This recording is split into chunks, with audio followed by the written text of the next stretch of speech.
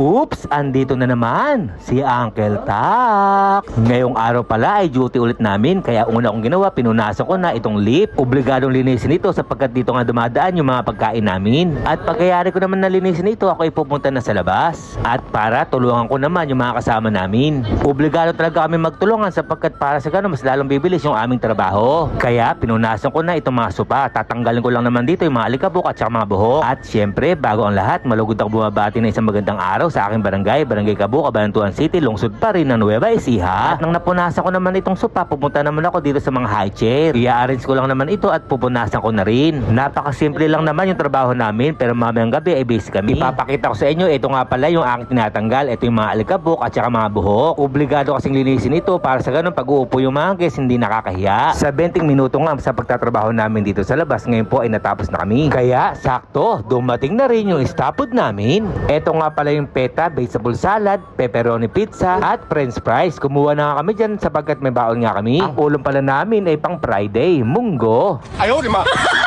At ginisang ampalaya at hotdog na rin. Tara muna mga uncle, kain muna tayo. Sa unang subo, wow wow wow, kasarap, kalasa. Kaya mga uncle, i-comment nyo naman kung saan umabot ang bidyong ito. Kaya hanggang dito na lang, ito po yung Uncle Tax. Ingat!